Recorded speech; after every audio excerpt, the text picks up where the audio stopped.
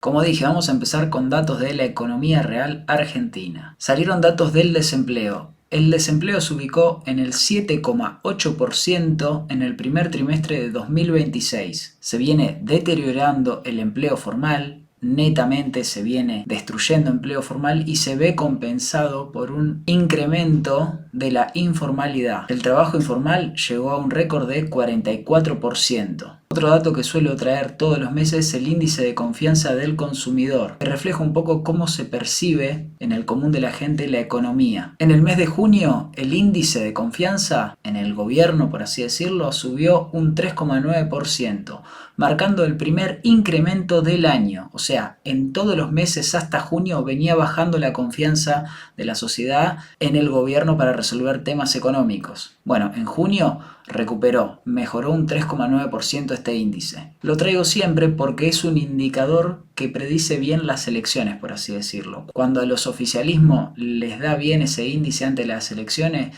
suele irles bien en las elecciones. Tiene una buena correlación. Pero bueno, falta de todos modos para las elecciones del año que viene, falta un montón. El consumo, ¿cómo viene el consumo? El consumo en supermercados y mayoristas cayeron un 3,3% acumulado en el año, mientras que en los mayoristas la caída interanual en abril, o sea, abril contra abril, alcanzó un 5%. O sea que se está consumiendo un 5% menos en supermercados y mayoristas comparado al abril del año pasado. Entiendo que a veces marea un poco de algunos datos vienen de abril, otros datos vienen de junio, otros datos vienen trimestrales, pero es como salen las diferentes estadísticas. No siempre estamos al mes siguiente o al mes actual. Por ejemplo, el del consumo, estamos analizando abril, después el mes que viene analizaremos mayo y el otro junio recién. Vienen con cierto rezago. Otro tema que preocupa y mucho es la morosidad de las familias y en general de las pymes, de los trabajadores. La cantidad de personas con deudas morosas aumentó a 6,8 millones. 6.800.000 personas aproximadamente están en mora, o sea que ya no cumplieron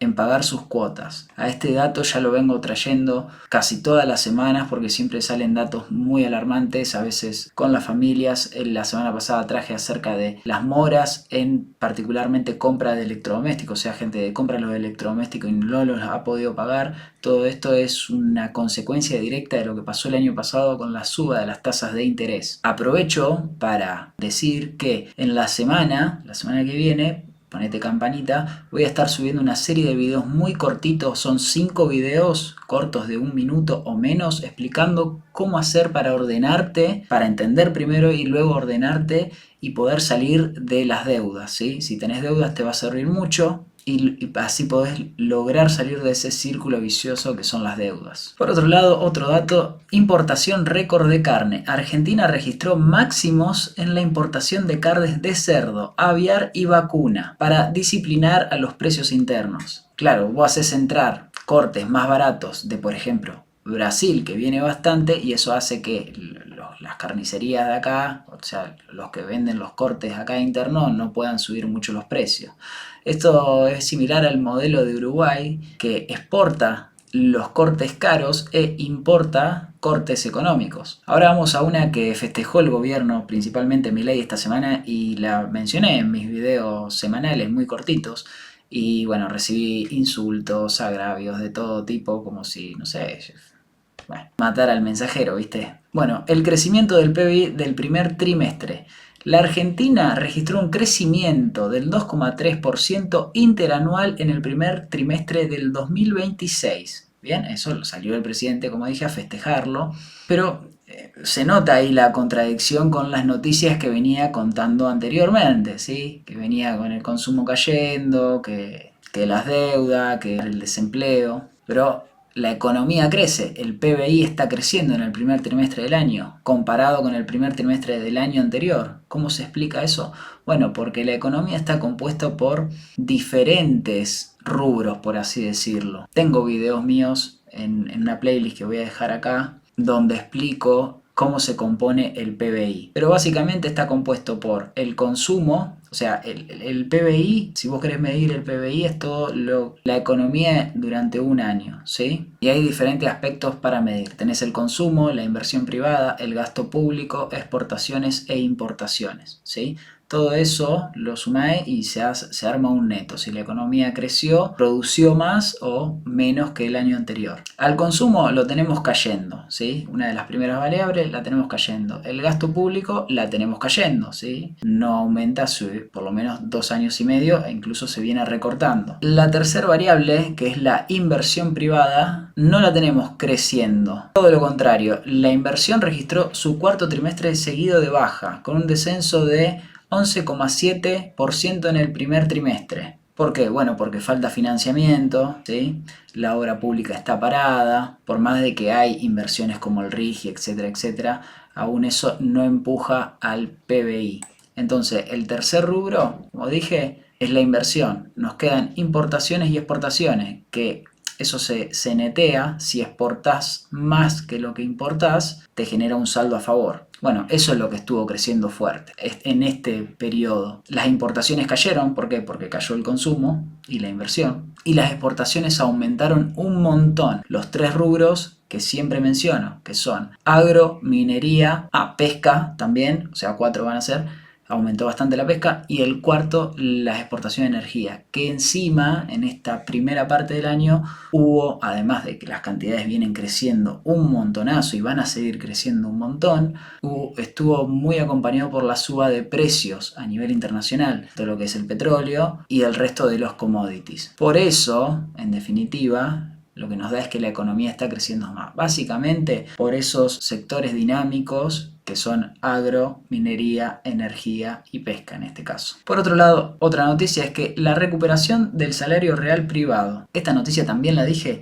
y me dijeron de todo, pero voy a dejar el enlace en la descripción así pueden chequear todo lo que estoy diciendo. Por primera vez en 7 meses, en abril, los salarios privados registrados le ganaron a la inflación. La inflación en abril fue de un 2,4% y los salarios privados subieron un poco más que un 3,5%. Me comentaron en un video, muy bien el comentario, porque fue con respeto aparte, que no podía ser porque el gobierno no estaba homologando subas mensuales mayores al 2%. Y eso es cierto, eso es cierto. Todo el año pasado no había subas mensuales mayores al 2%, pero no es una ley fija eso, que está prohibido aumentar por un 2%. No, pese a eso, se lograron muchos gremios aumentar más de un 2% y recuperar en abril poder adquisitivo, además porque van complementando con diferentes cosas en el recibo de sueldo. Pero es una muy buena observación esa. Aún así, el poder adquisitivo de los salarios privados viene cayendo en el acumulado desde noviembre del 2023 un 11%.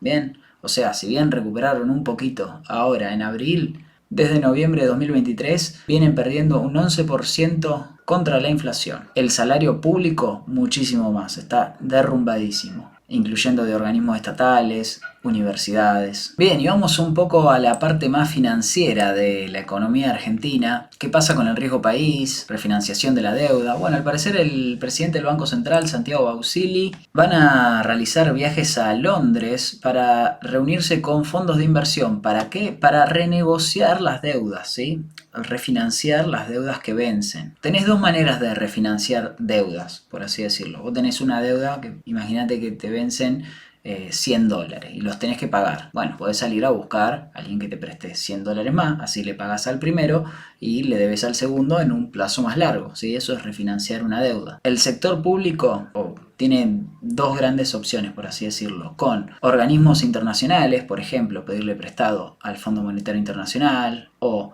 al Banco Mundial o al BID, o salir al mercado de capitales, ¿sí? A ahorristas privados que el gobierno le emite bonos y los otros le dan dinero a cambio para financiar sus gastos, o en este caso refinanciar deuda. El gobierno no quiere salir al mercado de capital a emitir bonos porque sería una tasa muy alta, superiores al 8% o 9% anual en dólares, por el nivel de riesgo país que tiene actualmente la Argentina. Por eso está buscando financiamiento con organismos multilaterales a tasas 6% o 7%, una tasa más baja, lo cual eso es positivo porque te estás endeudando a una tasa menor, el costo de la deuda es menor, pero al mismo tiempo hace que se concentre más la deuda en estos organismos que además te piden garantías y demás. Pero por lo pronto esto dice que el gobierno salir al mercado de capitales a este nivel de riesgo país, por ahora nada. Y pasamos a hablar sobre el dólar. Voy a compartir pantalla ahora. Bien, el dólar. El dólar estuvo subiendo ya en el mes de junio un 4,6% el oficial. Cerró a 1.495 pesos. 1.495. El mayorista subió casi un 5% en el mes. ¿Sí? Y acá traigo este gráfico del dólar y las bandas cambiarias, que ya lo traje hace aproximadamente un mes y dije, che, parece que se va a empezar a mover el dólar hacia arriba. En la semana me habló una clienta y me dijo, che, está subiendo el dólar, ¿qué hacemos? Escuchame una cosa, ya lo vengo diciendo, eso porque no ves mis videos, que hace un mes te estoy diciendo, mirá, el dólar está barato, tiene mucho más para subir que para seguir acá en estos valores o para seguir bajando. ¿Qué es este gráfico? Este gráfico es el dólar mayorista, es la línea verde, y los de arriba y la línea de abajo naranjas son las bandas cambiarias. Al principio las bandas cambiarias se ajustaban al 2% mensual, después se ajustaron al 1% mensual, llegamos a las elecciones acá, en estos valores donde tocaba en septiembre el dólar mayorista los 1.475 pesos, ¿y qué pasaba? Salía el Banco Central a intervenir, no alcanzaba y salía el Tesoro de Estados Unidos a intervenir, ¿se acuerdan de todo eso? Parecía que iba a ser el fin de la Argentina. Bueno, pasó nada, bueno, pasaron las elecciones, en noviembre 1.492 el dólar, pasaron las elecciones y en el verano se calmó, el dólar empezó a bajar, 1.400, ¿sí? Llegamos a febrero y el dólar valía 1.451 pesos y seguía bajando, ¿sí? Hasta que llegamos a 1.380, ¿sí? El dólar. El 13 de abril hizo 1.354 pesos el dólar. En un periodo donde no solamente bajaba nominalmente el tipo de cambio, sino que la inflación iba subiendo. Eso hace que se atrase el tipo de cambio. Fíjate que las bandas cambiarias, a partir del 1 de enero, se empiezan a abrir cada vez más porque ajustan por inflación. O sea, van a crecer el nivel donde puede intervenir el Banco Central cada vez más según la inflación pasada. Por eso crecen cada vez más, porque la inflación seguía y seguía. Entonces llegás a un momento donde, por ejemplo, el 29 de mayo vos tenías el dólar en 1.400 pesos y la banda superior a 1.760 pesos, ¿sí? Entonces ahí yo dije, asume, che, mirá, se está terminando la parte de mayor ingreso de dólares del año por el agro, el impulso tremendo que tuviste por parte de la energía, tenés mucha distancia hasta la intervención, hasta la posible intervención del Banco Central. Entonces sería razonable que se vaya acomodando el tipo de cambio para arriba, además porque tuviste una inflación muy alta en el primer semestre del año. Y bueno, se empezó a acomodar el dólar. Sí, subió un 5% en una semana, en 2 semanas, es un montón. Son 2 meses y medio de plazo fijo, pero hay que ver la dinámica cómo venía. Estamos al mismo precio hoy a 1.500 que como estaba en enero prácticamente, o en diciembre, ¿sí? No es alarmante, todo lo contrario, que se vaya acomodando un poco el tipo de cambio va a hacer que lleguemos a la última parte del año, donde generalmente en el segundo semestre del año, donde faltan dólares, con el tipo de cambio más acomodado, y ni hablar para arrancar el año que viene, que es el año electoral. Así que hoy, ¿a cuánto está el techo de la banda donde podría intervenir el Banco Central? Está a 1.800 pesos, 1.795 pesos. Y esto se da en una dinámica donde el dólar se está fortaleciendo en el mundo, en todo el mundo está subiendo, ¿sí? Como bien expliqué en el video pasado, que también podés ir a verlo si querés, qué es lo que pasa cuando el dólar se fortalece en el mundo y qué relación tiene con, por ejemplo, los commodities, países emergentes o la bolsa. Bien, y a nivel internacional, ¿qué estuvo pasando?